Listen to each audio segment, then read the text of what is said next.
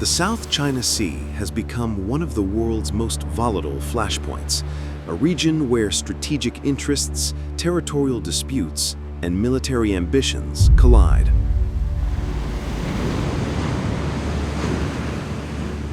Over the past decade, Beijing has steadily expanded its presence, constructing artificial islands, deploying advanced missile systems, and sending Coast Guard and militia vessels to enforce sweeping territorial claims that cover almost the entire sea. Hello everyone, and welcome back to the Takeoff Channel. Against this backdrop of growing tension, the United States has repeatedly sent its most powerful symbols of naval dominance, the aircraft carriers, into contested waters.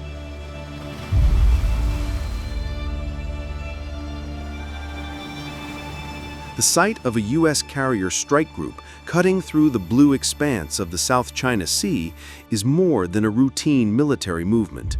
It is a political message, a demonstration of resolve, and at times a deliberate show of strength to reassure allies while warning adversaries.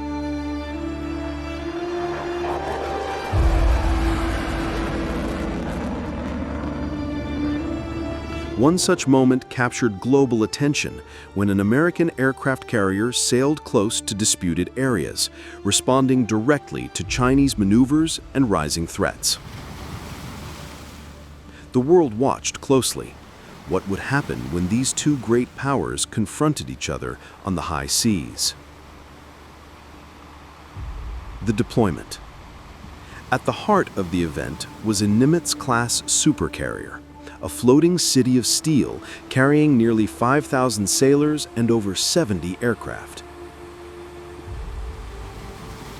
Escorted by cruisers and destroyers equipped with the latest Aegis combat systems, the strike group entered the South China Sea in what the Pentagon described as a freedom of navigation operation. This phrase, often repeated in official statements, underscored Washington's position. The world's most critical trade routes must remain open, free from unilateral control or intimidation.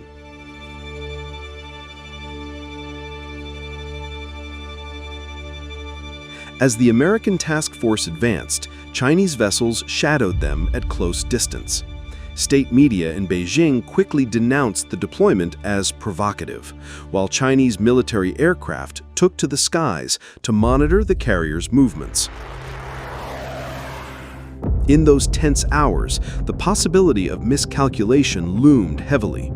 Any wrong signal or aggressive maneuver could have escalated into a dangerous confrontation.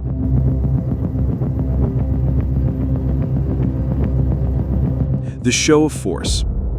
But the U.S. Navy is no stranger to such encounters. Instead of withdrawing, the carrier launched a series of flight operations that filled the skies with roaring fighter jets. FA-18 Super Hornets soared from the deck, circling over contested waters before returning in flawless sequences. Helicopters buzzed low across the waves, and the carrier's escort ships conducted live-fire drills.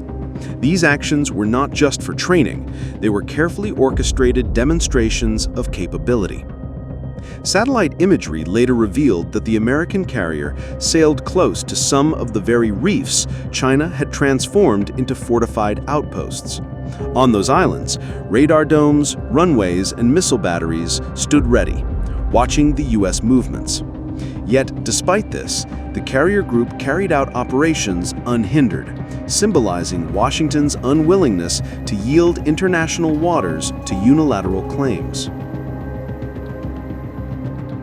The regional repercussions.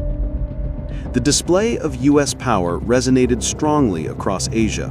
Formations like the Philippines, Vietnam, and Malaysia, which have all faced pressure from Beijing in the South China Sea, the sight of an American carrier confronting Chinese assertiveness was a reassurance that they were not alone.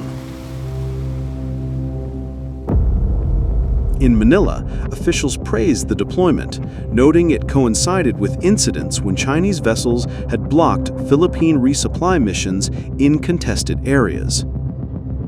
Japan and Australia also voiced support, emphasizing that freedom of navigation must be upheld. In many ways, the event reinvigorated the Quad nations' resolve to coordinate more closely in maintaining maritime security. For Washington, it became an opportunity to reaffirm alliances and strengthen defense ties in the Indo-Pacific. China's reaction. China doubled down. The Chinese military announced counter-drills, launching warships and flying bomber patrols near the disputed areas. State-run newspapers carried bold headlines about China's ability to expel intruders. However, analysts noted that Beijing's response remained carefully measured, loud in rhetoric but restrained in action. Both sides seemed unwilling to cross the threshold into direct conflict, but the confrontation highlighted just how fragile the balance had become. A turning point in strategy. What made this particular event stand out was not only the military maneuvers, but also the broader strategic message. For years, questions had circulated about whether the U.S. would back away from its commitments in Asia under pressure from China's growing military strength. By sending a carrier directly into contested waters and conducting sustained operations there, the U.S. made it clear that it would not be intimidated. Military experts argue that such demonstrations are vital. Aircraft carriers remain unmatched symbols of global power projection. They bring with them not just firepower, but also the political weight of American resolve. For China, which has built its own carriers but still lacks the operational experience of the U.S. Navy, the message was clear: America's dominance at sea is still unmatched. When the U.S. aircraft carrier showed strength in the face of South China Sea conflict, it was more than a naval drill. It was a declaration of intent. The episode marked a pivotal moment in the ongoing struggle for influence in the Indo-Pacific, a region whose stability will shape the future of global order. For now, the waves have calmed, but beneath the surface, the currents of competition remain as turbulent as ever.